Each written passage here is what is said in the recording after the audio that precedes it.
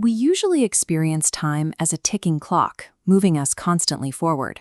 But physicists treat time as an actual physical direction, a spatial tunnel where your past and your future already exist, permanently frozen in place. In 1884, a Victorian schoolmaster named Edwin A. Abbott figured out exactly how this works. He wrote a book to explain the geometry of the universe, decades before modern physics caught up with him. To explain it, Abbott asked his readers to imagine a universe called Flatland. Imagine an entire world living on the perfectly flat surface of a piece of paper, populated by living geometric shapes like triangles, squares, and pentagons. Because they live perfectly flat on the page, these creatures move left, right, forward, and backward, but they have no concept of up or down. Those directions are completely missing from their physical reality. Abbott then poses a brilliant question. What happens if a solid, three-dimensional object, like a sphere, decides to drop by and visit this entirely flat world?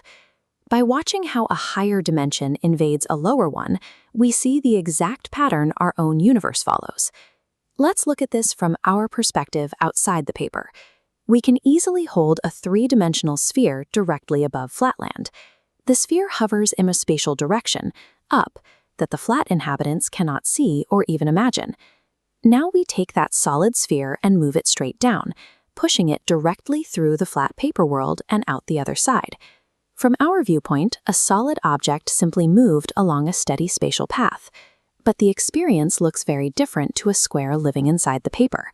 Because his eyes are locked perfectly inside his two-dimensional plane, he cannot look up to see the sphere descending toward him. As the sphere's tip touches the paper, the square sees a tiny dot appear. Pushing deeper, that slice widens into a circle, reaching maximum size at the equator. Finally, as the top half passes, the circle shrinks to a dot and completely vanishes. The square tries to apply his local rules to what he just saw. He concludes he witnessed a two-dimensional shape that grew out of nothing, reached a peak size, and then died over a period of time. But the sphere never actually changed. It stayed a solid, unchanging object. The square only experienced that extra spatial direction as a sequence of events. To a mind trapped in a lower dimension, higher space looks like time. Now we apply that same logic to you. We are three-dimensional creatures. We walk left and right, step forward and back, and jump up and down. But we are completely blind to a fourth physical direction.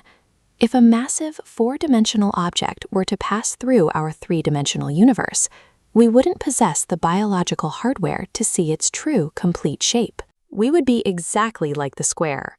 We would watch a three-dimensional shape magically appear, change size, and eventually disappear. The phenomenon we call time is our three-dimensional brains watching a static, four-dimensional universe pass through our reality, frame by frame. This geometric relationship between space and time is the foundation Hermann Minkowski used to build modern space-time physics. Minkowski proved the math behind Abbott's story decades after Flatland was published. Time is a slice, or cross-section, of a higher spatial direction. A baby photo or a blooming flower is a specific three-dimensional cross-section of a single, larger object. Your entire life is an unmoving, continuous four-dimensional shape, a static worm stretching unbroken from the hospital bed where you were born to the exact place where you will end. Seeing the universe this way doesn't require complex math. It just requires the courage to view your reality